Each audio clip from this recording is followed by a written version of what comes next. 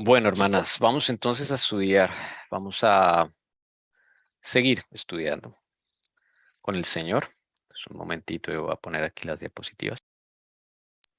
Abran sus Biblias, sus apuntes, recuerden tener ese hábito para que sí se nos facilite un poco más, porque pues es mucha información desde luego, pero el Señor está revelando todas estas cosas, pues Él nos da la capacidad también de entenderlas, de meditarlas. Y sobre todo, hermanas, en la semana hay que estudiar esto porque si no, pues hay que hacer nuestra parte individual también, ¿no? El Señor no va a hacer milagros donde nosotros podemos o debemos en nuestro deber estudiar, repasar. Bien, vamos entonces. Hermana Jessica, si nos ayuda aquí, por favor, con el texto bíblico. Vamos a Apocalipsis 11, 1 al 4, recordando la profecía de Apocalipsis 11 aplicada a los tiempos del siglo XVI, XVII, XVIII, ¿no? Estamos estudiando del quinto sello, ¿no? Me fue dada una caña de medir semejante a una vara, y alguien dijo, levántate y mide el templo de Dios y el altar, y a los que en él adoran. Pero excluye el patio que está fuera del templo. No lo midas, porque ha sido entregado a las naciones, y éstas hollarán la ciudad santa por 42 meses. Y otorgaré autoridad a mis 2 testigos, y ellos profetizarán por 1260 días, vestidos de silicio. Estos son los 2 olivos y los 2 candelabros que están delante del Señor de la tierra. Y continuamos con verso 7 y verso 8. Cuando hayan terminado de dar su testimonio, la bestia que sube del abismo, la facción romana, hará guerra contra ellos, los vencerá y los matará, y sus cadáveres yacerán en la calle de la gran ciudad, Francia, que simbólicamente llama Sodoma y Egipto, donde también su Señor fue crucificado. Bien, entonces recojamos lo que estamos viendo. Son versículo 1 al 4, Apocalipsis 11, dice que son 42 meses, ¿ok? Que con la matemática da lo mismo de 1260 días. Es un tiempo en el que los testigos van a profetizar, ¿ok? ¿Alguien se acuerda qué significan los 2 testigos? Por favor, para que nos recuerden. El Antiguo y el Nuevo Testamento. Ok, muchas gracias. ¿Solamente eso? ¿O hay algo más? ¿Quién se acuerda? Igual esos son los 2 olivos. También. Pero además de ser Antiguo y Nuevo Testamento, la Biblia va por la calle predicándose sola, así nomás, o necesita de personas. De su pueblo. Eso, amén. Y habíamos hablado de 2 grupos, que le había mencionado a la hermana Elcira. ¿Alguien se acuerda de esos 2 grupos que testificaron? Está relacionado con Romanos 11, que hacen parte del pueblo de Dios. Romanos 11 dice que hay 2 grupos que hacen parte del pueblo de Dios. ¿Alguien se acuerda? Un repaso flash. Los 2 grupos, los Que que hacen guardan los parte del pueblo. mandamientos de Dios. Ah, no, espera, y tienen la fe de Jesús. Sí, esos mismos. Son 2 grupos. Sí, Judíos, Sí. Verdaderos judíos, no judíos ujú, házaros ni nada de eso, no, sino los judíos verdaderos, verdaderos. los que se esparcieron, Eso. Y el otro grupo, los reformadores, o sea, el cristianismo. protestantismo, el cristianismo. Ujú. Eso. Vamos a poner aquí. Pastor Tommy, Sí. quisiera aportar algo, pero bueno, voy a ver si lo consigo ahorita y me permiten leerlo. Dale. Pero yo les hice una pregunta la vez pasada de que si los judíos en esa época se había cumplido con ellos.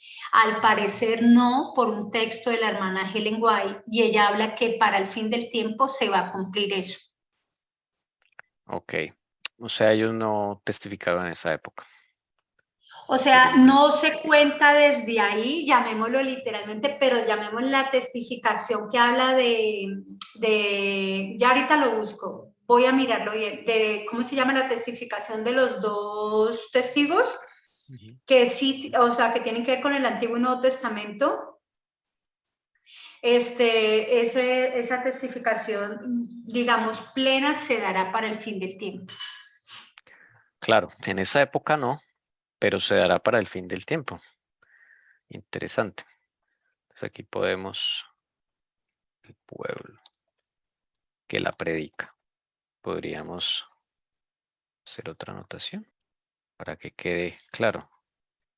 Para el tiempo del fin, judíos y cristianos. Voy a colocar acá verdaderos, no los que están por allá hoy día que nos lo pintan como judíos, pero no lo son. Listo. O sea que eso, digamos, esos cristianos verdaderos son los reformadores. Claro. Reformadores del siglo XVI, todos los que hemos visto, Lutero, Zwinglio, Calvino, Farel, bueno, todos ellos. Todos los hugonotes, los puritanos, todos esos grupos que vimos, valdenses, albigenses, paulinistas, todo eso cabe aquí en cristianos. Sí. Y para el tiempo del fin, pues adventistas. Y también colocaría un paréntesis, verdaderos, ¿no? Que solo el Señor conoce. Listo. Que así como hay falsos judíos, hay falsos adventistas y así. Ya así como habían falsos hugonotes, falsos luteranos, eso siempre ha sido así, ¿no? El trigo y la cizaña van a crecer juntos hasta el tiempo de la siega. Eso está en la profecía, así que no se nos debe extrañar. Bueno, listo.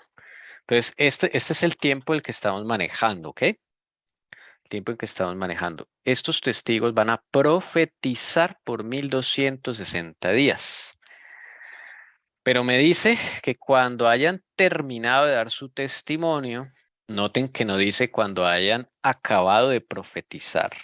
Me llama la atención esa diferencia. ¿Sí notan? Acá dice que ellos van a profetizar por 1260 días vestidos de silicio porque las condiciones van a ser duras y hay muchos mártires, como el quinto sello lo señala, muchos mártires. ¿Ok? Pero aquí en Apocalipsis 11, 7 y 8 dice que cuando hayan terminado de dar su testimonio, va a subir un poder, ¿sí? La facción de Roma imperial, vamos aquí a escribir un poco mejor, imperial. Esa bestia que sube al abismo, la facción de Roma imperial, hará guerra contra ellos, los vencerá y los matará. ¿Ok? Eso es la Revolución Francesa, es donde termina todo esto, son 1260 días. Pero esta bestia se levanta, ya hemos visto que se levanta antes de que terminen los 1260 años. O sea, y no es que surja de la nada, sino que se revela lo que ella está haciendo.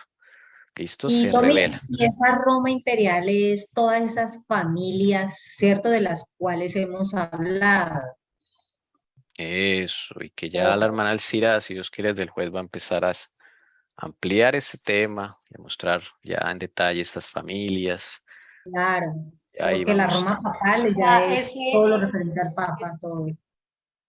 no, ese linaje es de Roma imperial, linaje imperial. O sea, de los emperadores. Eso, Y los emperadores y familias que han sido, emperadores, ellos vienen ahí y vienen también de otros heredados, como de Babilonia. O sea, vienen varios. Ellos, ya, pero más que todos los que priman ahí son digamos, linaje de los emperadores. En el otro son linajes papales. Bueno, entendimos ahí la diferencia, ¿no? Linajes de emperadores y linajes papales. Como por decirlo, el linaje de la facción romana y el linaje de la facción papal, ¿no? Lo entiendo, es como los linajes de la facción romana y los linajes de la facción papista. ¿Es así? Por eso digamos, dentro del pueblo se llamaba Roma imperial y Roma papal. Y son los linajes. En ese entonces los papas se casaban, tenían hijos, o sea... Claro, ahí salen varias familias de papas, papistas, de Roma papal. Digamos, cuando ellos tienen que huir, ellos se van a Venecia. Muchos huyen de los dos linajes, pero el que más huye es ¿cómo es? De imperial, o sea, de los emperadores, huyen, ellos son los más que huyen. Ahí es donde se conforma esa facción. Listo. Bien, hermanas. Entonces, bien, hermana Lucy, por participar y todas las que deseen participar, recuerden que esto es lo que nos ayuda a esclarecer nuestra mente contra todo esto, las preguntas, no importa que se repita. Bien, dice la hermana White, veíamos que poco antes del 1798 se va a levantar un poder, que es otro poder, diferente al papal, de origen y carácter satánicos también. Y se dije que se levantaría para hacer guerra a la Biblia, ¿ok? No dice acá que iba a crearse otro poder, sino que se revelaría, se iba a dejar ver. Por eso voy a subrayar acá, se iba a ver. O sea, ese poder ya estaba ahí subyacente hace mucho tiempo, pero digamos que en esta fase final de los 1260 años se revela sus planes. El mundo va a cambiar y eso es lo que estamos viendo en ese trayecto. Entonces, las dos características de ese poder son el ateísmo del faraón y la disolución de Roma, el libertinaje sexual de Roma, la perversión de la sexualidad que Dios inventó, el matrimonio, la familia, eso ahí es muy amplio, ¿no? Ese tema, pero ahorita estamos en el ateísmo del faraón. Entonces, ese poder, entonces si vamos a la profecía, cuando hayan terminado de dar su testimonio, ese testimonio lo dan antes de finalizar los 1260 años. Terminan ese testimonio, ¿ok? Y ahí va Tengo, emergiendo la bestia.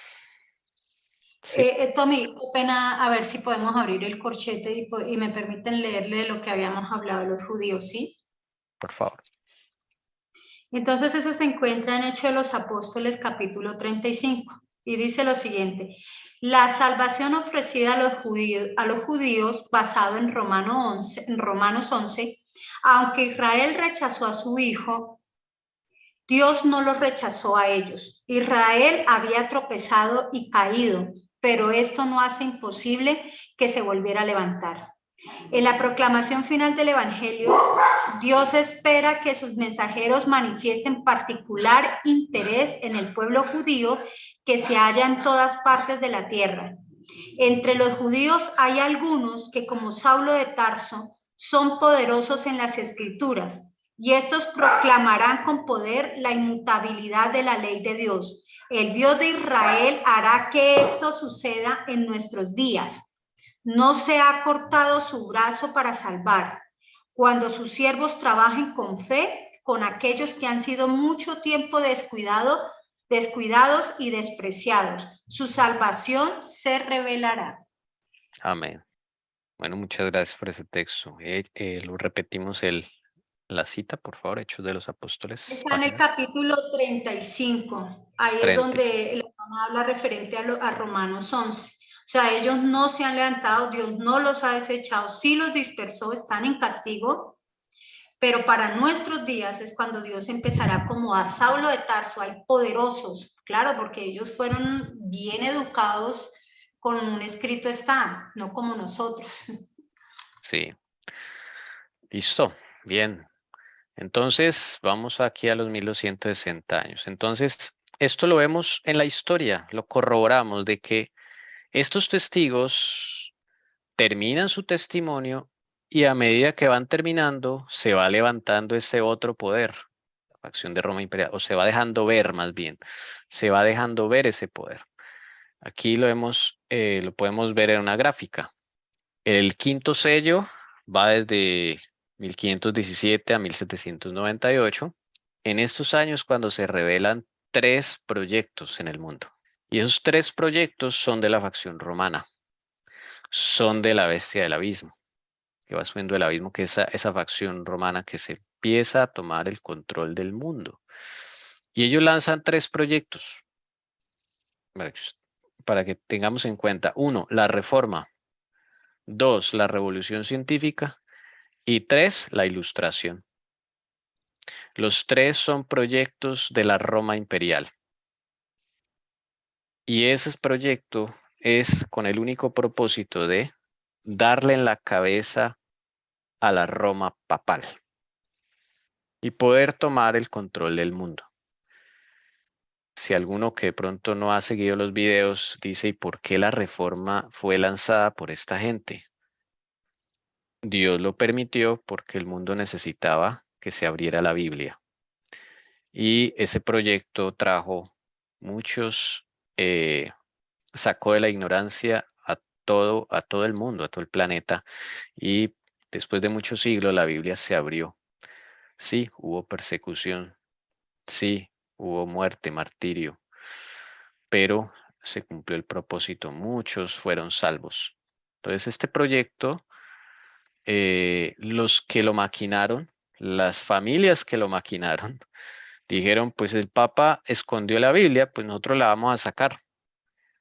Su propósito no era benevolente, ¿ok? No era benevolente, pero Dios lo permitió porque se necesitaba. Hermana Jessica tiene un aporte, pregunta. Sí, se venía de un tiempo de mucho oscurantismo, ¿no? De mucha ignorancia en la palabra del Señor. Pero miren, desde el 538 a 1517, casi 1000 años, casi 1000 años. La Biblia era un problema leerla, salvo las traducciones que hicieron los valdenses. No había más, no había Biblias en el idioma nativo de la gente, entonces era un problema. Sin embargo, Dios nunca dejó sin luz, o sea, oscurantismo al 100% nunca hubo por la misericordia de Dios. Pero cuando se levanta esta facción y le toca ya, le va a tocar gobernar a esta facción, entonces no es que en 1798 acabó con el Papa y ya, no, eso es todo un proyecto. Estamos aquí hablando de poderes, o sea, muy fuertes. Entonces, que no es de la noche a la mañana.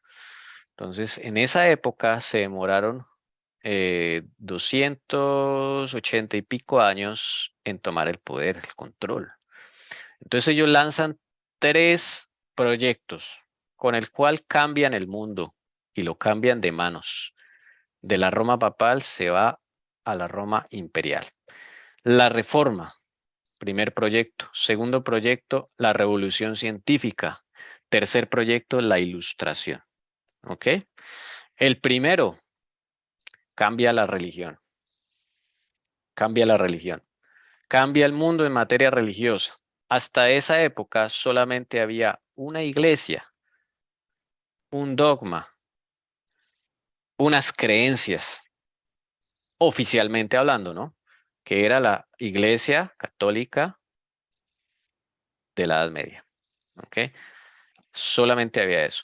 Entonces ellos lanzan la reforma para tumbar al papado y tiene todos los elementos que el papado le quita poder. Por ejemplo, la Biblia. La Roma papal prohibió la Biblia. ¿Qué hace la Roma imperial? Empieza a imprimir Biblias por montones. La Roma papal escribió la Biblia en un idioma desconocido, que no era del pueblo, solamente de las clases más altas. ¿Qué hace la Roma imperial? Saca Biblias en el idioma común del pueblo. Claro, todo eso nos conviene, ¿no? Todo eso nos conviene. Tercero, la Roma papal quería ser la única, el único dogma, el único pensamiento en cuanto a cristianismo. Roma imperial, ¿qué hace? Abre varios: luteranismo, calvinismo, anglicanismo, presbiterianismo, ¿m? En Escocia. Entonces, miren que la reforma es un ataque al papado, pero el ataque, pues, como les digo, convenía al mundo y el Señor lo quería, entonces lo permitió. Sus propios enemigos resultaron financiando algo que es para el Señor. Cosa curiosa es que las maneras de trabajar del Señor son impresionantes. Pero ese proyecto no se queda ahí. Sigue la revolución científica. Cambia la ciencia, cambia la concepción de las personas que tienen del mundo, de su entorno y de la creación de Dios, porque la revolución científica es un ataque directo contra la creación de Dios.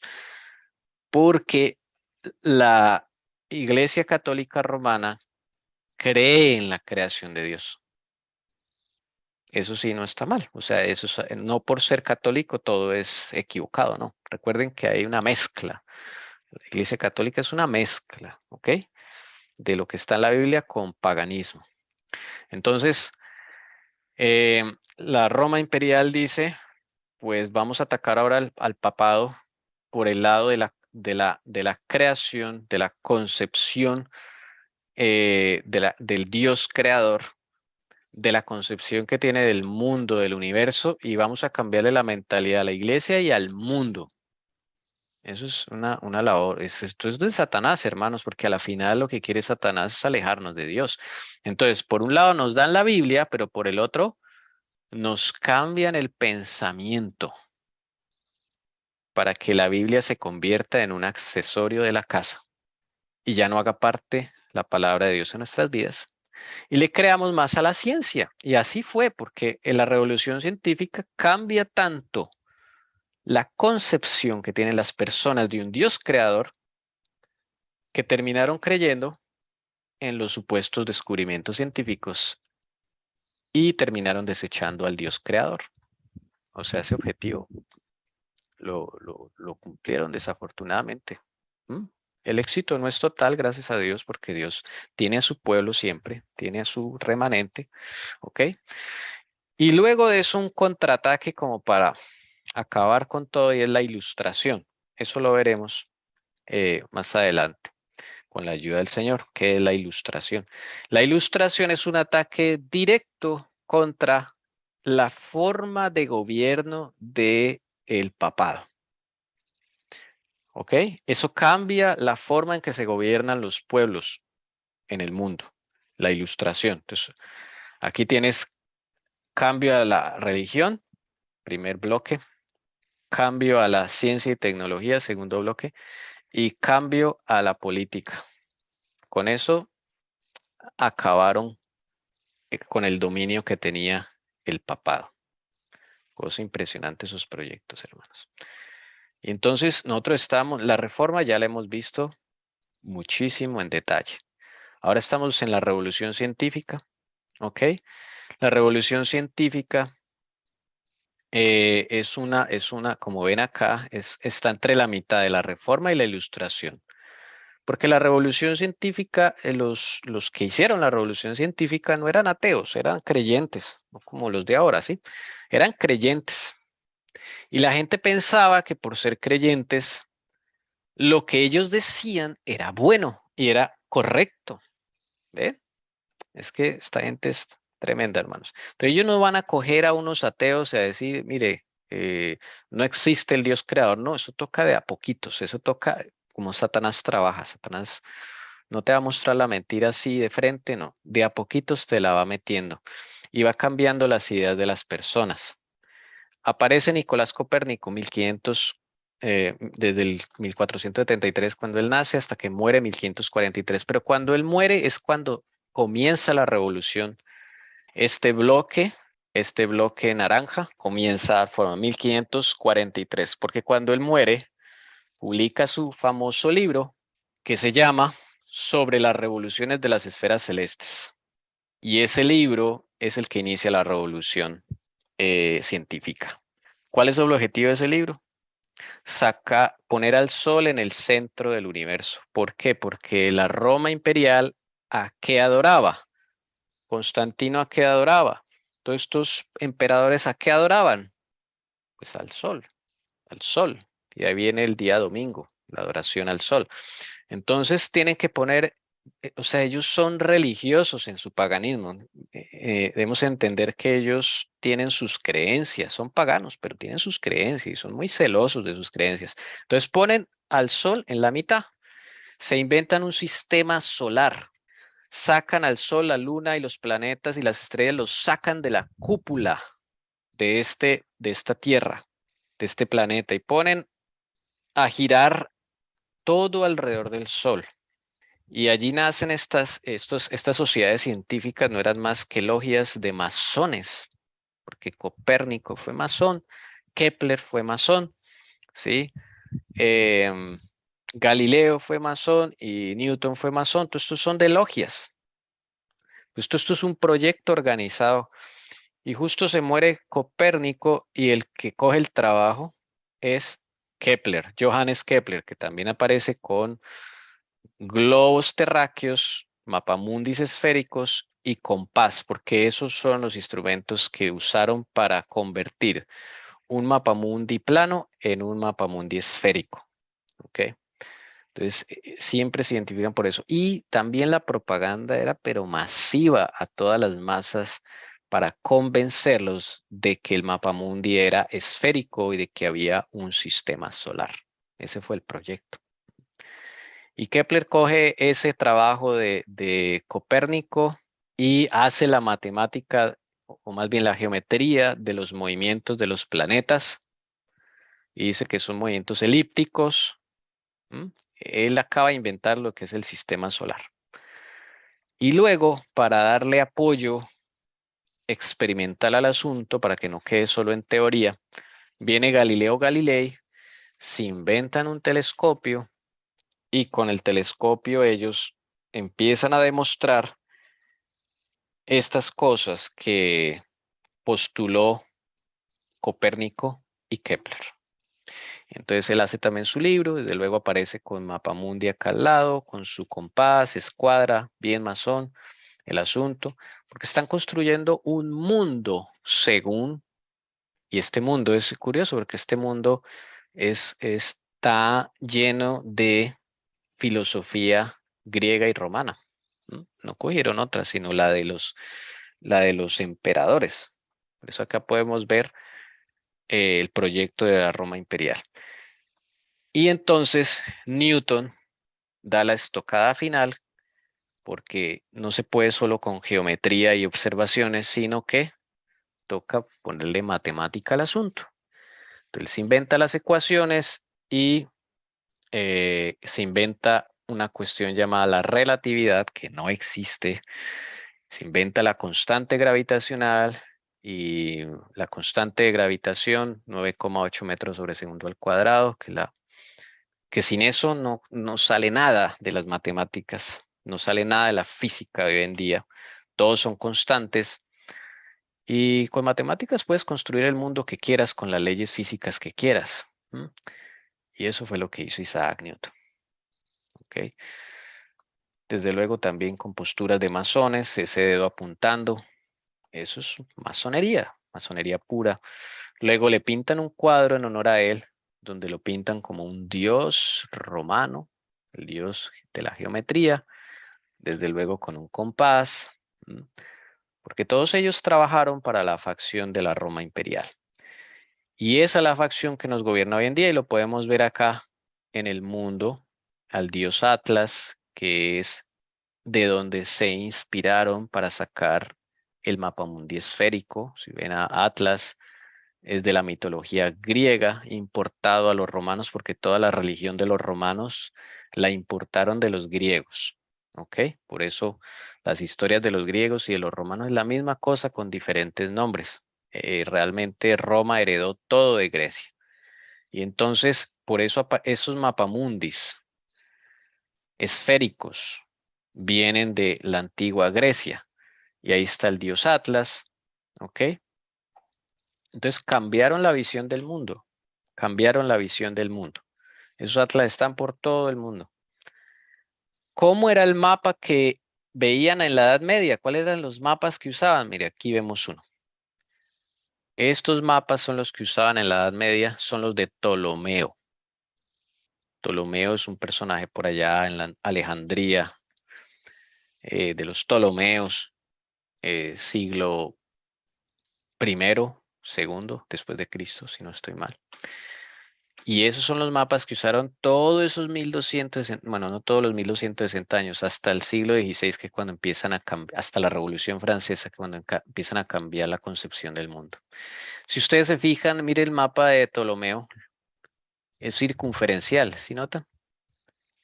Es un pedazo de circunferencia, porque hasta esa época todos creían que la Tierra era plana, que la Tierra era como un compact disc, ¿sí? Cuya mitad era el polo norte y en la superficie del compact disc estaba todo el terreno de los continentes.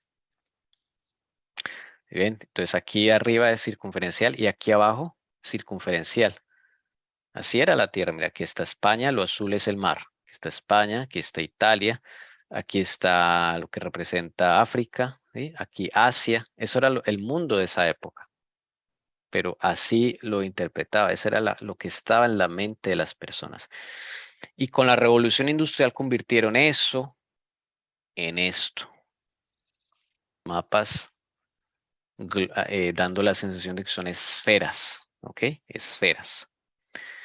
La cartografía era clave en esa época. Por eso se levantó una escuela de cartografía en Holanda, claro, región controlada por la facción de la Roma imperial. Y se levantan personajes como este, Mercator, pronto lo han escuchado, Gerard Mercator. Él fue un cartógrafo famoso de esa época, que junto con los de la Revolución Científica empiezan a cambiar las mentes de los hombres. ¿Mm? Él se inventa el primer libro de mapas cuyo nombre le da Mercator como Atlas. Estoy seguro que muchos de nosotros en el colegio usamos los famosos Atlas. ¿Por qué le da ese nombre? Bueno, ya sabemos que Atlas es el dios de la mitología griega que fue condenado a llevar la bóveda celeste sobre sus hombros como castigo. Y en la versión de su Atlas, en su portada, contraportada, está esta figura, miren. Otra vez el dios Atlas. Eso sí, esferas por todo lado. Una esfera acá, otra esfera acá. Él tiene un compás, ¿sí? Las dos columnas de la masonería, que dicen que son las columnas de Salomón. Siempre van a ver eso en la masonería. Aquí arriba las trayectorias de los planetas en forma esférica. Todo esto para trabajar la mente de las personas. Y les bastaron unos cuantos años para cambiar la mentalidad de todos. Mercator no trabajó solo, trabajó con varios amigos. Uno de ellos es Ondius, que ustedes ven a la derecha. Y este es un atlas, otra edición del atlas que hicieron con Odius. Y mire, otra vez, cada uno con su esfera, mapamundi esférico. ¿Qué tiene en la mano? Compases, abajo en la mesa hay por ahí alguna escuadra. Arriba las elípticas, ¿ok? Que representan al dios Atlas. Dos más globos terráqueos. Ellos se dedicaron a la fabricación de mapamundis esféricos y los repartieron por toda Europa y por todo el mundo. Eran Hay piezas. como un Ujú, sol a la parte de abajo, o es que no alcanzo a ver muy bien. Es un un sol, león. creo. Ah, es un león. León, es como un león en representación de Satanás también, porque dice la Biblia que Satanás anda como un león rugiente buscando a quien devorar. Es quien está ahí. De alguna forma, Satanás tiene que mostrar qué está haciendo, ¿sí notan? Tiene que mostrar sus proyectos de alguna forma, no todo lo pueden esconder. Entonces, en esa época se usaba pues las figuras de los libros, las portadas, contraportadas siempre estaban llenas de simbolismo. Y ese simbolismo siempre era romano imperial, ¿ok? Porque eso eran dioses de la Roma imperial. Mire, acá hay otro atlas, el atlas menor, también ese es de Ondius, de Mercator, todos ellos. Y de nuevo, ponen deidades romanas. Desde luego, Atlas siempre va a estar ahí. ¿Y qué está cargando Atlas? Otra esfera, la esfera del mundo, supuestamente como ellos lo están construyendo. A los costados están ellos dos, Mercator y Ondius, los creadores de los Atlas, con sus compases. ¿Qué están haciendo? Fabricando un mundo imaginario, mundo que no existe. Es el mundo que le quieren vender a las masas, al pueblo. ¿Ok? Interesante. Todas esas imágenes nos muestran qué facción está ahí trabajando. Si ustedes ven la arquitectura de estas construcciones, todo eso es romano, es netamente romano. Estas bases donde ponían a los dioses, todo eso es romano, romano imperial puro. ¿Listo? Y claro, y todo eso cae en Francia. Vamos a verlo aquí, Francia. Miren, esta es la Academia de Ciencias de Francia, el momento en que la están inaugurando. Y el elemento predominante, ¿cuál es? Mire, mapamundis esféricos por todos lados, grandes, pequeños, de todos los tamaños. Es lavado el cerebro tremendamente el que hacen ahí. Le reparten panfletos a la gente y todos esos panfletos están llenos de todos estos simbolismos. ¿Ok? Esta es la Academia de Ciencias de Francia, una de las primeras que impulsó todos estos descubrimientos bueno, para estar a la vanguardia en esa época de todo el desarrollo científico. Desde luego Francia es ahí centro de todas esas cosas. El que está sentado ahí es Luis XIV y el que está a su lado es el primer ministro de esa época, que se llama Colbert. ¿Ok? Jean-Baptiste Colbert, Juan Bautista Colbert, así se llama. Él fue promotor de toda la parte científica en Francia y creador de esta y otras academias. Vamos a leer un poquito de él. Y van a ver que siempre es lo mismo, o sea, el objetivo es el mismo. ¿Mm? El objetivo es el mismo, convencer al mundo de una mentira de que la Tierra es esférica y de que hay un sistema solar y un universo. Colbert. Jean-Baptiste Colbert fundó varias instituciones. En 1663, la Academia de Inscripciones y Medallas. En 1666, la Academia de las Ciencias, hoy parte del Instituto de Francia, y la Academia Francesa de Roma. En 1667, el Observatorio de París, para cuya construcción contrató a Claude Perrault y trajo de Italia a Giovanni Domenico Cassini, 1625 al 1712, para que lo supervisara. En 1669, la Academia de Ópera, más tarde rebautizada como Academia Real de Música. En 1671, la Academia de Arquitectura, academias en Arles, Soissons, Nimes y otras muchas ciudades. Este fue un hombre muy importante para impulsar la revolución científica, porque de nada serviría que estos, digamos, descubridores, entre comillas, saquen estas cosas si no son financiados por el Estado y no se les da el impulso, la propaganda de parte del Estado. Entonces, era una maquinaria que estaba trabajando desde el Estado hasta los científicos. Los científicos eran empleados, por así decirlo. El Estado, estos personajes del Estado también eran empleados. Y miren, ¿quién está al lado?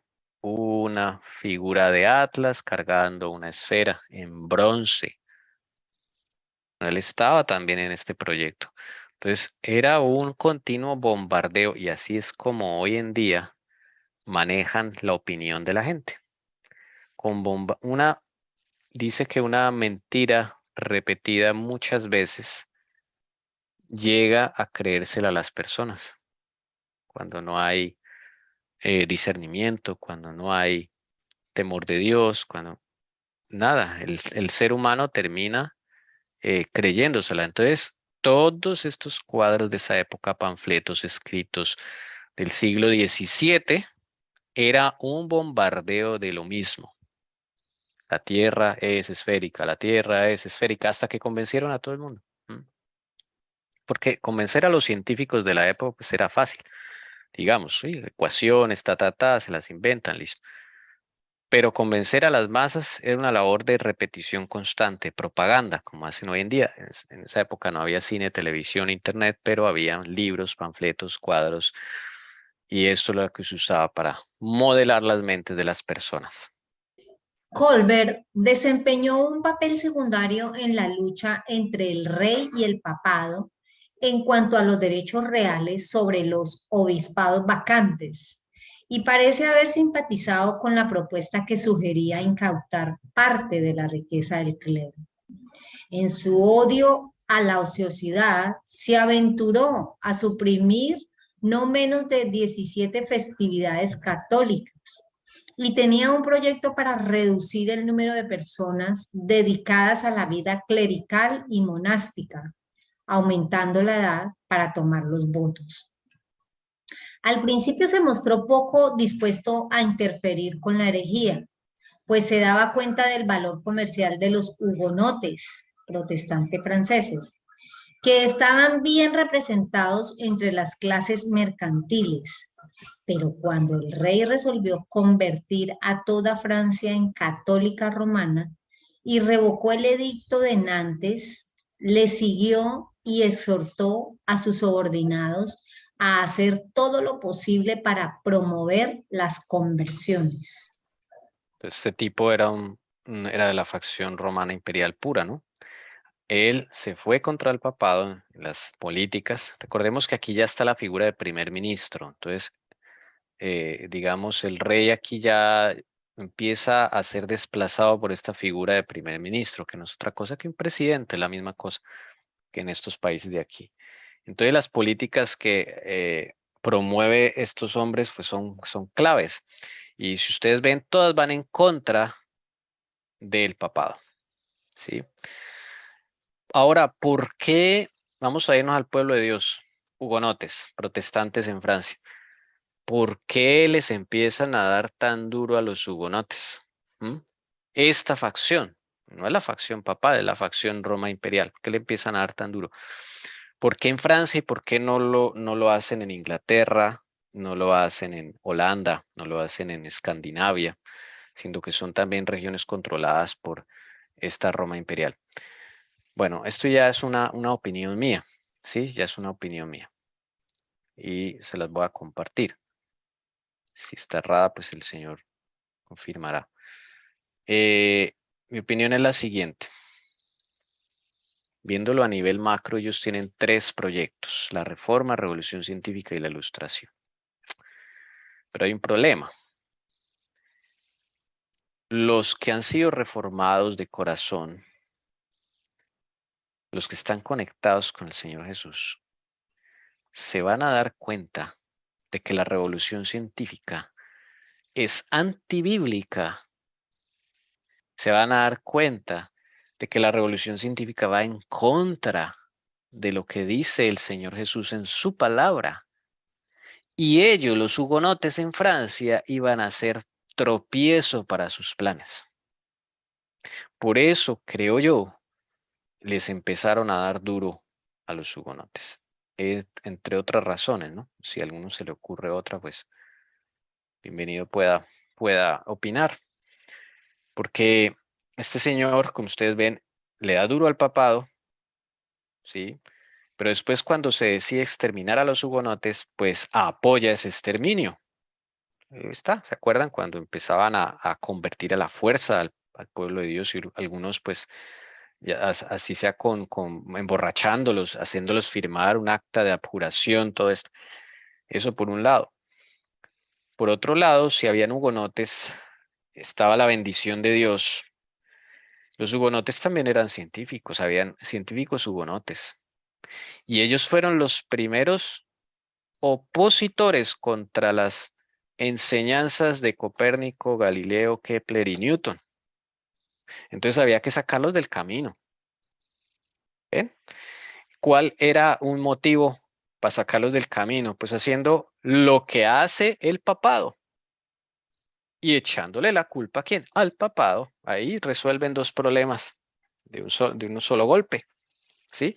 Entonces ellos, porque noten que ellos no mandan a la hoguera, no hacen juicios como en la Inquisición, en las cámaras ardientes de Francia, que eran juicios donde llevan a la persona y todo esto. No, ellos no se molestan en hacer eso. Ellos lo que quieren es un papel que firme la persona diciendo que se vuelve católico. No más. Y es un afán para que se vuelvan católicos, pero es por echarle la culpa al papado. O sea, eso iba a desprestigiar aún más al papado.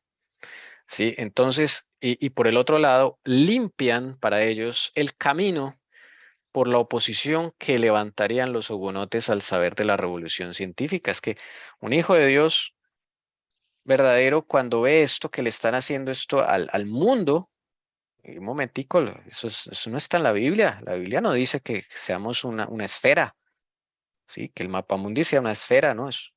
La tierra es plana. Eso es lo que dice la Biblia. Entonces los hugonotes no iban a permitir eso. Así, se iba a desatar otro problema ahí. Entonces era un problema para su proyecto. Bueno, eso es un análisis que con el Señor he hecho y lo quería compartir. Entonces por eso esta facción pues necesita deshacerse de los hugonotes. Y los hugonotes se van de las ciudades. Se van de las ciudades. Como ya hemos visto, uno les toca disfrazarse, ¿sí? Los amenazan con perseguirlos, pero el Señor los guarda y muchos escapan de Francia. Otros pocos se vuelven católicos por conveniencia, o sea, ellos no estaban convertidos realmente. Otros se convierten en católicos por miedo, pero después se arrepienten y se vuelven a sus hermanos por el error que han cometido. ¿Mm? Todo esto cumple la profecía de Daniel, donde dice que algunos serán, muchos caerán para que sean emblanquecidos, ahí se cumple, de Daniel 12. Entonces, o sea, la situación de varios grupos de hugonotes es diferente cuando empieza esta persecución, porque es una persecución diferente, no es una persecución a la manera romana, papal, quiero decir, sino una persecución a la manera de romana imperial. ¿Mm? Y entonces ellos salen y dejan vacía Francia, y como ellos tienen otro plan en su mente, pues no pueden, tienen que quebrar a Francia para que la gente pueda aceptar un cambio, pueda pedir un cambio en la política. Tienen que quebrarla. Es la forma en que ellos trabajan, ¿sí? Entonces ellos no van a implementar, digamos, si ellos quieren cambiar el sistema político, cambiar y poner una constitución en el país, eso era nuevo para todo el mundo, pues tienen que crear una revolución, una guerra, quebrar al país y decir, ay, mire lo que pasó, no, este sistema no sirve, vamos a ponerle otro, que es lo que quieren hacer en Colombia, ¿sí? Acabar con el país para después decir, mire lo que pasó con ese sistema heredado allá de la derecha, no sé qué. Les tenemos la solución, hagamos esto, hagamos aquello. Es exactamente lo que están haciendo en este momento en Colombia y muchos países, quebrándolos, así. ¿Ven? Esta facción siempre ha trabajado de esa forma. Pero el pueblo de Dios entonces es llevado al desierto. Aquí se cumple la profecía de los 1260 en Francia, porque los hugonotes son el último pueblo en ser perseguido. Y es donde se deja ver este nuevo poder que los va a perseguir, la bestia que sube del abismo. Vamos a ir ahora al conflicto de los siglos. En donde también el Señor de ellos fue crucificado. En Francia se cumplió también este rasgo de la profecía. En ningún otro país se había desarrollado tanto el espíritu de enemistad contra Cristo. En ninguno había hallado la verdad tan acerba y cruel oposición. En la persecución con que Francia afligió a los que profesaban el Evangelio, crucificó también a Cristo en la persona de sus discípulos. Esta frase de la profecía la explica la hermana Joy de esa forma. En la persecución con que Francia afligió a los que profesaban el Evangelio, crucificó también a Cristo en la persona de sus discípulos. ¿Listo? Vamos entonces a seguir la iglesia, hermana Jessie. ¿Dónde queda la iglesia del Señor? Siglo tras siglo, la sangre de los santos había sido derramada, mientras los valdenses sucumbían en las montañas del Piamonte a causa de la palabra de Dios y el testimonio de Jesús. Sus hermanos, los albigenses de Francia, testificaban de la misma manera por la verdad. En los días de la Reforma, los discípulos de ésta habían sucumbido en medio de horribles tormentos. Reyes y discípulos de ésta habían sucumbido en medio, reyes y nobles, mujeres de elevada alcurnia, delicadas doncellas, la flor y nata de la nación, se habían recreado viendo las agonías de los mártires de Jesús. Los valientes hugonotes, en su lucha por los derechos más sagrados al corazón humano, habían derramado su sangre en muchos y rudos combates. Los protestantes eran considerados como fuera de la ley. Sus cabezas eran puestas a precio y se les cazaba como a fieras. Francia fue el lugar donde emanaba el pueblo de Dios, donde, mire, Aquí lo vemos en la historia de una forma, en un solo párrafo. Aquí, mira. Valdenses. ¿Dónde vivían? Francia. Albigenses. Tenían otros territorios, pero ¿dónde era su mayor concentración? Francia. Luego, y aquí podemos añadir los paulinistas que huyeron del Imperio Romano de Oriente. ¿Dónde encontraron asilo? Francia. Podemos nombrar también los judíos verdaderos. ¿Dónde encontraron asilo? Francia. ¿Ve? Y luego los hugonotes. ¿De dónde salen los valientes hugonotes? Francia. ¿Ok? Las ciudades de refugio, ¿dónde estaban? Francia. Navarra estaba en Francia, en territorio francés, aunque no era parte de Francia, pero hacía parte del territorio francés y la querían acabar, pero el señor la preservó muchos años. La Tommy, Rochelle, sí pero señora. ellos vivían ¿qué? A las afueras de Francia, por allá en las montañas del Piamonte, donde vivían los valdenses. Los hugonotes, depende. Si había tiempo de paz en las ciudades. Se Ah, ponían ya. las cosas difíciles, se iban a los pueblos. Se ponían más difíciles, pues se iban a las montañas. Así Tal- tenemos que ser nosotros, sí. Sí, tal cual. Algún momento nos va a tocar irnos. Sí, gradualmente el Señor nos irá diciendo. Entonces, bueno, así como los hugonotes, hermanos, no nos debemos acostumbrar al lugar donde estamos. Usted tiene que pedirle al Señor para que no le pase lo de la esposa de Lot. Que el día que tenga que salir, tenga tantas raíces tan profundas ahí donde está que no sea capaz de salir. Ame más el mundo que a Jesucristo y se quede, como le pasó a la esposa de Lot. Entonces, de ahí debemos aprender. Los hugonotes no tenían punto fijo, hermano. Los hugonotes, más que los valdenses y albigenses, esos pobres les tocaba con la mochila al hombro. ¿M? Siempre pendiente donde les tocaba huir. Cuando después de la matanza de San Bartolomé, ellos quedaron, digámoslo así, humanamente desprotegidos. Se murió Coligny, se mueren los que eran militares, hugonotes, se mueren. Ya no hay militares. Acaban con La Rochelle, que era ciudad de refugio, acaban con Navarra, ciudad de refugio, o sea, Palmonte, hermanos. No hay más que hacer. ¿Sí? Este cuadro describe lo que es la iglesia del desierto y de ahí es la expresión la iglesia del desierto. Se refiere a los hugonotes que tuvieron ya que salir, que es la última generación de esos 1260 años que tiene que vivir en las montañas, en pleno siglo de Revolución Francesa, en pleno siglo de esplendor en la ciencia y en las artes. ¿El pueblo de Dios dónde está? En las montañas. ¿Será que se va a volver a repetir eso?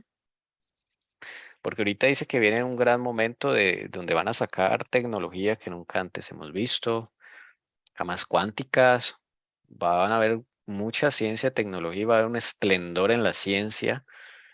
Y dice Daniel que la ciencia se aumentará, el conocimiento. ¿Será que para ese momento ya tenemos que estar fuera? Bueno, el Señor lo dirá. Es una reflexión. Hermana, hablemos de esta iglesia que está allá afuera. Aquí, por favor. Dice, parecía en efecto como si la una vez gloriosa iglesia protestante de Francia hubiera caído ante la tormenta y hubiera desaparecido por el completo del suelo que un siglo antes había cubierto con sus hermosas ramas. Sus ministros desterrados, sus iglesias arrasadas, sus colegios cerrados, sus hijos expulsados al exilio y los que quedaban en el país languideciendo en la cárcel o arrastrando una vida de miseria, una vida de miserable conformidad con la iglesia romana. Todo el monumento público del protestantismo francés había sido barrido y el lugar que lo había conocido una vez parecía destinado a no conocerlo más para siempre. Una profunda decadencia espiritual fue la precursora de este doloroso juicio. Un protestantismo mutilado había tomado el lugar de aquella gran fe bíblica que había dado tanta amplitud de miras y elevación del alma a los padres de los hugonotes. Esta fría creencia, lejos de reunir nuevos defensores del estandarte protestante, ni siquiera pudo retener a los que ya estaban a su alrededor. Los nobles y las grandes familias apostataban. Los ministros se pasaban a Roma a razón de una veintena cada año. Y un gran número de personas se habían alistado en los ejércitos de Luis XIV, aunque sabían que tendrían que luchar en el campo de batalla contra sus hermanos en la fe y que el objetivo del rey en la guerra era hacer fuerte a Francia para poder asestar un golpe mortal al protestantismo de Europa. Esto era síntoma de una melancólica decadencia en el corazón del protestantismo francés.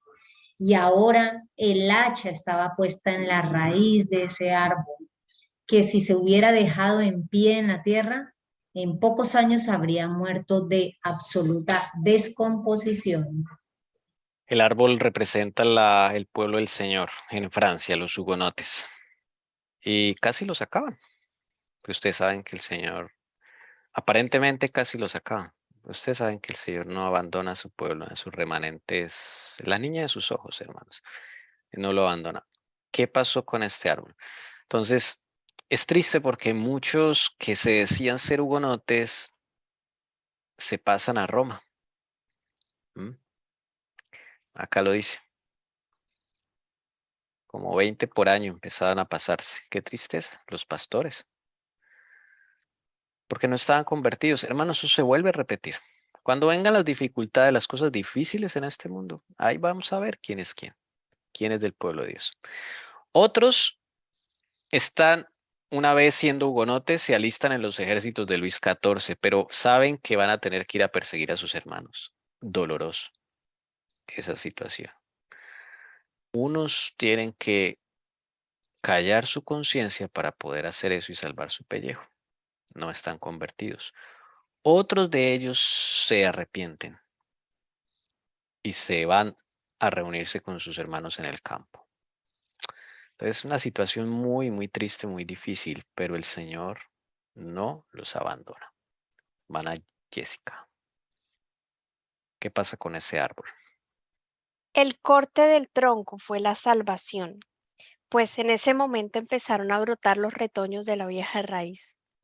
En el remoto sur, entre las montañas de Dauphin y Cevennes, después de que los primeros efectos aturdidores del golpe habían disminuido, los reformadores comenzaron a mirar hacia adelante y a acercarse unos a otros, y tomando valor, se reunieron en pequeñas compañías para celebrar su culto o para participar del pan de la cena del Señor. Así surgió la iglesia del desierto. Estas asambleas aumentaron rápidamente de una docena o veintena de personas a cientos y de cientos a miles. Eran atendidas por hombres que no habían aprendido su teología en ninguna escuela o colegio, ni se les habían impuesto las manos del presbítero. Sobre ellos solo había llegado la unción del Espíritu Santo.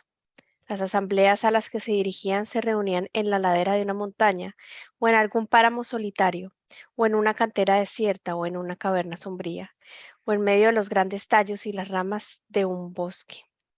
Me llama la atención a primera parte porque eso uno lo ve en la naturaleza. Para que crezca, por ejemplo, en la albahaca, yo lo he visto y eso se cumple también en el perejil, en muchos. Uno tiene que empezar a cortar, a podar. Entonces uno poda en donde se abren dos, está una tercera en la mitad, uno siempre tiene que cortar el tallo a la mitad y así va creciendo cada vez más y más. Pero también me hace acordar que cuando, por ejemplo, una orquídea está enferma, y por ejemplo está dando flor, así tenga o no, pero tenga el tallo, así el tallo se vea vivo, uno tiene que podarla desde casi que la raíz, lo que más alcances, para que pueda mejorarse y levantarse y ahí sí dar una floración. Y es muy parecido a lo que dice acá, ¿no? Me hizo acordar. el corte del tronco fue la salvación, sí, la poda, sí. Es muy interesante cómo en la agricultura aprendemos esa lección de cómo trabaja el Señor con nosotros, con su pueblo. Porque ahí empiezan a brotar, dice acá, los retoños de la vieja raíz. Entonces, pues los poquitos que se van a las montañas, eso se vuelve de veintena, pasa a cientos y de cientos a miles de personas. Impresionante, mire. Ahí está el pueblo del Señor, ¿ok? Y yo digo que es una iglesia purificada, ¿sí? Es una iglesia ya que ya no depende de las armas de los hombres, sino ya no depende de ejército ni de espada, sino del Santo Espíritu de Dios. Dice acá que los que predicaban ahí, los que atendían, los ministros, ya no eran de escuelas de teología, ni nadie los había ungido como ministros. Era la pura unción del Espíritu Santo. Nada más. ¿Ok? Se reunía en la ladera de una montaña, páramo solitario, por eso se llama la iglesia del desierto. ¿Ok? Ahí es donde nace la iglesia del desierto. Finales del reinado de Luis, como a la mitad del reinado de Luis XIV. Sí, Luis XIV, siglo XVII, 1660 y pico. Mientras estaban inaugurando academias de ciencias allá en París, ¿sí? Mientras estaban aquí inaugurando estas mentiras, la iglesia del Señor se estaba reuniendo a las afueras. Para que vayamos haciendo ese paralelo tan interesante, ¿no? Hermana Jessie, acabemos este párrafo. La notificación de la reunión solo se enviaba la noche anterior, y si alguno había escandalizado a sus hermanos con la inmoralidad, se le oprimían la invitación. Era la única disciplina eclesiástica que se administraba. Los centinelas, apostados por todas partes, en las rocas o en las cimas de las colinas, señalaban a los fieles por debajo la aproximación de los dragones, indicando al mismo tiempo el barrio por el que avanzaban, para que el pueblo supiera en qué dirección debía huir. Mientras la congregación se reunía, el culto se iniciaba con el canto de un salmo, siendo el número 100 el comúnmente elegido. A continuación, los ancianos leían varios capítulos de la Biblia. En este momento el pastor, que había permanecido oculto hasta entonces, hacía su aparición acompañado por una guardia de jóvenes que lo escoltaban hacia y desde el lugar de reunión, y estaban preparados para proteger su vida en caso de ser sorprendidos por los soldados. El sermón no debía durar más de 1 hora y cuarto. Tales eran los límites que los sínodos de la Iglesia habían fijado, con una evidente atención a la seguridad de los fieles. Bien, ahí empieza la iglesia del desierto a funcionar. Eso sí les tocaba con centinelas, estar mirando en las copas de los árboles, en los lugares altos para mirar por si venían los dragones. Recordemos que los dragones es el ejército especial que configuró Luis XIV para perseguir a los del pueblo de Dios. Qué nombre tan conveniente, ¿no? Sí, Hablando sí, hoy sí, de, eso estaba pensando. hablando hoy de Leviatán y la serpiente antigua, entonces estos hombres se llamaban los dragones, exclusivamente para perseguir al pueblo de Dios, a los hugonotes. El pastor tenía que ser escoltado, ¿sí? Todos tenían que estar pues en continua expectativa. Este cuadro dice mucho de la iglesia del desierto de Francia en esa época. Y vemos al ministro y vemos todos ahí entre las hendiduras de las peñas. Esta mujer está mirando hacia atrás, que nadie venga, coge a su hijo. Sí, esa expresión sí, es bien diciente de lo que está viviendo el pueblo de Dios en esa época. Pero ahí están, hermanos. Ahí están, con los ecos de las colinas, en los cantos que alabando al Señor con los salmos. Eso debe ser maravilloso, hermanos. Sí, incómodos, sí, tal vez sucios, eh, con niños, muchos de ellos. Yo creo que todas las familias estaban incompletas, algún miembro de la familia faltaba, pero ahí estaban. ¿Quién les daba la fuerza para seguir? El Señor Jesucristo. Bendito sea su santo nombre, como la misma fuerza que nos dará. Entonces, estas historias son inspiradoras, hermanos. A veces nos echamos a la pena también, ¿no? Yo sé que hay situaciones difíciles, pero en estas historias encontramos como esas promesas del Señor que nunca fallan. Nunca le va a faltar a su pueblo el Señor. Nunca, jamás. ¿Mm? Estaremos en las situaciones más complejas, pero el Señor va a estar ahí siempre. Eso nunca lo debemos olvidar. Estas asambleas de culto solían reunirse por la noche para evitar la persecución. Cuando se reunían en un bosque, como ocurría muy a menudo, colgaban lámparas en las ramas de los árboles para poder ver los pasajes de las escrituras que se leían y los salmos que se cantaban. Más tarde, cuando las congregaciones llegaron a ser miles, se reunían durante el día, eligiendo como lugar de encuentro la cima de la montaña o alguna vasta extensión del páramo solitario.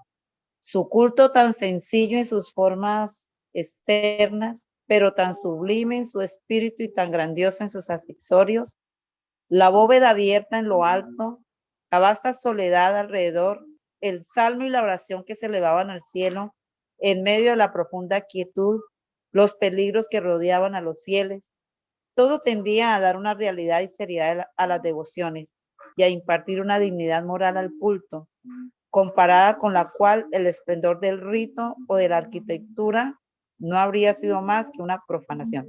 La Iglesia Protestante de Francia había vuelto a sus primeros días.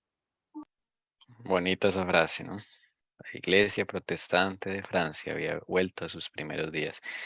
Y no es la forma, mire esto, hermanos, para los que de pronto tienen problema con la forma, ¿no? El rito y las cosas, su culto tan sencillo en formas esteras, ¿bien? Sencillo, ahí no tenían comodidades de nada, pero tan sublime en su espíritu y tan grandioso en sus accesorios. Y él dice acá la bóveda abierta en lo alto, mire, bóveda porque hay una cúpula arriba, ¿sí? Tierra plana. La bóveda abierta en lo alto, la vasta soledad alrededor, esos eran los accesorios, el salmo, la oración, eso es el culto, hermano, no es más. El resto son formas. Dios no necesita formas, Dios necesita un corazón humilde, humillado ante Él, con disposición a ser limpiado. Ese es el culto más agradable al Dios de los cielos. Debemos entender eso, hermanos. Muchos se preocupan por la forma.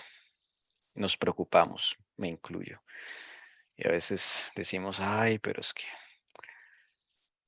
la Santa Cena y todo esto, y sí, la forma, ¿no? Y las decoraciones y la Exterior, mesa, pero no el exacto. interior. Y el mantel blanco, como dice mi esposa, sí, puro exterior. ¿Y qué el interior? ¿De qué sirve eso? Sirve las velas, el pan allí, el adorno, las diaconisas pulcras, con guantes blancos. Hermanos, ¿qué está viendo Dios? ¿Los guantes blancos o el corazón de esas personas? La intención. Como dice acá, dice la Iglesia Protestante de Francia ha vuelto a sus primeros días. Yo lo entiendo como que había vuelto a su primer amor. Ah, qué bonito. Sí. Hermanos, sí, y saber que el mismo Señor Jesucristo dio ejemplo, ¿cierto? Porque a mí me encanta cuando leo en la Biblia que Él era a la orilla de los ríos, en las montañas. Es que ahí en el contacto con la naturaleza es que uno siente que como que más se reencuentra con Dios, como que hay esa tranquilidad, que uno canta con ese ánimo, sentir la brisa, escuchar los pajaritos, el sonido de las aguas, mirar las flores, o sea, a mí me parece eso mucho más maravilloso que estar a Claro. veces encerrada en medio de cuatro paredes. La verdad sí es. Sí, sí, maravilloso. Ay, Señor. Bueno, que el Señor nos ayude. El Señor nos ayude. Hermana María Doris, terminemos aquí con este parrafito, por favor. Ya quedan las últimas Listo. diapositivas. Cuando el rey y los jesuitas se enteraron de que los protestantes habían vuelto a celebrar su culto, estallaron en un transporte de ira que se apagó rápidamente con sangre. más arrestos, más dragones, más condenas a galeras, más patíbulos. Tales fueron los medios con los que trataron de aplastar a la iglesia del desierto. En todas partes de Languedoc y Dauphiné, las tropas estaban en alerta para los reformados. Les Pobrecito. fueron a llegar allá, sí. Qué cosa, es la ira del dragón, eso sí. Haremos acá una particular de esas. Era una persecución, como lo ha expresado Voltaire en un amplio anillo. El marqués de La Trousse, que mandaba en las Cevenas, cuando sorprendió a una congregación, hizo que sus soldados dispararan contra ella como si fuera una bandada de caza. Los protestantes no tenían armas y no podían ofrecer resistencia. Se arrodillaron y levantando las manos al cielo, esperaron la muerte. Este es un grupo que encontraron en una cueva, adorando.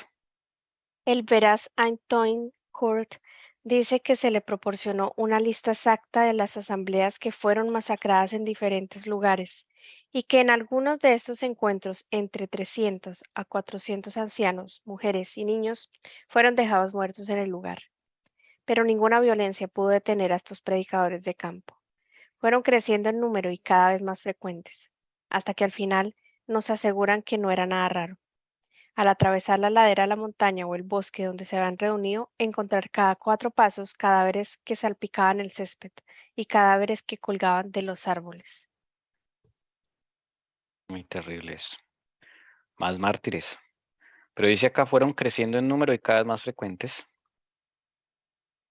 La iglesia del Señor nunca se acabará, hermanos. Nunca podrán hacer de todo. No se puede acabar la iglesia del Señor. Vamos a finalizar con el conflicto de los siglos. El último. Perdón, hermano, quería Sí, señora. preguntarles qué la pasó. ¿Qué es Sevena? ¿Sevena? ¿Cabena? Sevena es un lugar donde se reunían. Las Cevenas, que eran como, sí, como cuevas, como, sí, como lugares así. Entonces, Ya, hay un hermano, marqués allá y los sorprendió. o sea, como sitios de reunión, ¿verdad? Eso. Pero apartados así en las laderas de las montañas. Todo eso. Listo, dice la iglesia del desierto, es decir, los pocos descendientes de los antiguos cristianos que aún quedaban en Francia en el siglo XVIII, escondidos en las montañas del sur, seguían apegados a la fe de sus padres.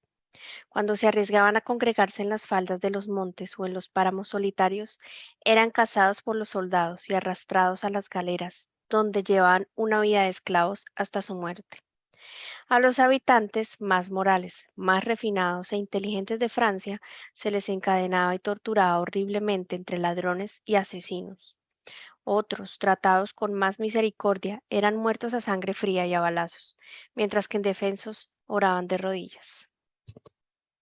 Centenares de ancianos, de mujeres indefensas y de niños inocentes eran dejados muertos en el mismo lugar donde se habían reunido para celebrar su culto. Al recorrer la falda del monte o el bosque para acudir al punto en donde solían reunirse, no era raro hallar a cada trecho cadáveres que maculaban la hierba o que colgaban de los árboles. Su país, asolado por la espada, el hacha y la hoguera, se había convertido en vasto y sombrío yermo. Estas atrocidades no se cometieron en la Edad Media, sino en el siglo brillante de Luis XIV, en que se cultivaba la ciencia y florecían las letras. Cuando los teólogos de la corte y de la capital eran hombres instruidos y elocuentes, y que afectaban poseer las gracias de la mansedumbre y del amor. Bueno, aquí la hermana Joe lo define. ¿Cuál es la iglesia del desierto? Los descendientes, los pocos descendientes de los antiguos cristianos que aún quedan en Francia en el siglo XVIII, o sea, durante el reinado de Luis XIV. ¿Listo? Eso es lo que se llama la iglesia del desierto. O sea, los que terminan los 1260 días y cumplen terminan el cumplimiento final de Apocalipsis 12, que la mujer huyó al desierto y allí el Señor le tenía preparado un lugar. Si notan que la profecía dice que fue al desierto, ¿no? O sea, un lugar desértico, no un desierto como tal, sino un lugar desolado, desértico. Ay, no lo tengo aquí, Apocalipsis 12. ¿Listo? Le dice que fue sustentada por tiempos y la mitad de un tiempo. Esas, hermanos, esa iglesia de Francia es la que se refiere ahí la profecía, y la hermana Juan acá lo aclara. Y no sucedió en la Edad Media, sino en el siglo brillante de Luis XIV.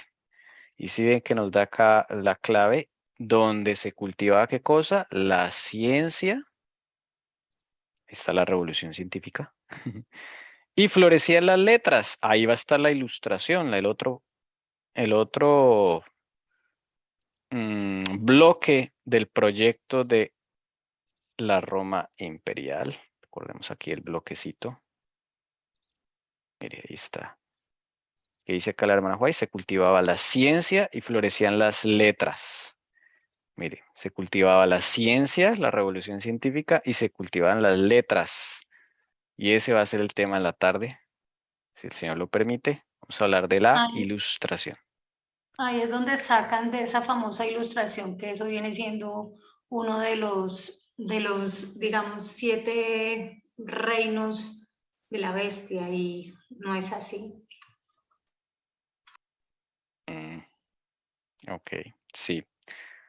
Entonces la ilustración viene a ser un cambio en la forma de pensar de las personas. Y eso va a modelar la política de las naciones. Finalmente, la ilustración, el fruto de la ilustración, el fruto final de la ilustración y de todo este proyecto es la Revolución Francesa. Por eso la ilustración empieza ya más tardecito, ¿sí? Y va a terminar allí cuando empieza la Revolución Francesa. Entonces, ese va a ser la otra parte, el otro proyecto que nos falta hablar, cuando florecían las letras, como dice acá en el conflicto de los siglos. Ya hablamos de la revolución científica, ahora vamos a hablar de la ilustración, la tarde, si Dios permite, mientras la iglesia del Señor está en el desierto, allá esperando. El Señor la va a sustentar, porque lo que va a pasar en Francia, y miren cómo el Señor, miren, la persecución que sufrieron los hugonotes no es nada en comparación a lo que ha pasado en la Revolución Francesa. O sea, no es nada, en serio. Eso es terrible. Eso es lo más horrible que ha vivido el mundo en materia de guerra, junto con las guerras mundiales y todo eso. Entonces, el Señor saca a su pueblo, porque esto va a ser un juicio para los perseguidores, para el papado. Esto va a ser un juicio y es el cumplimiento profético, los 1260 años. Entonces, por eso el Señor saca a su iglesia al desierto. ¿Se nota? Por eso estamos haciendo el paralelo, porque debemos saber dónde está la iglesia del Señor. Está aquí en lugares desiertos, en el desierto, porque va a empezar la ilustración. La ilustración ya es un ataque directo contra Jesucristo. ¿Ok? Y el Señor lo va a permitir porque ahí va a venir el juicio para ellos mismos. Ellos mismos se van a clavar la espada. Tal cual, se van a clavar la espada. La ilustración es un proyecto donde se van a clavar la espada y van a acabar con Francia. Y el pueblo del Señor va a estar guardado de eso. Porque eso no es, ahí no hay martirio y no hay, la Revolución Francesa es otra cosa. Hermana Jessica. Me llama la atención eso de la verdadera, para mí, yo veo ahí que la verdadera elocuencia, inteligencia, sabiduría era la del pueblo de Dios. Se está dando ese momento porque el otro pensaba, pero estaban en ignorancia cometiendo esos masacres y estaban engañando con todo eso que vamos a ver, ¿no? Con todo ese conocimiento no es conocimiento, es mentira. Sí, esta ilustración es otro veneno más terrible aún, porque este sí ya no va a los científicos, sino a todo el pueblo. Y como sacaron a los hugonotes, pues el pueblo está en una ignorancia, sacaron la Biblia, hasta el pueblo está en ignorancia, si los quieren tener, para poder meter estas ideas y darle el golpe final al papado. Bueno, hasta aquí llegamos, hermanos. Si no hay más comentarios, vamos a terminar con una oración. ¿Alguien desea orar? Bueno, vamos a postrarnos de rodillas porque escrito está en la palabra de Dios que toda rodilla se debe doblar ante la presencia de Dios. Y en estos momentos, pues queremos agradarle al Señor, entonces nos postraremos de rodillas. Padre nuestro que moras en las alturas de los cielos, santificado sea tu nombre.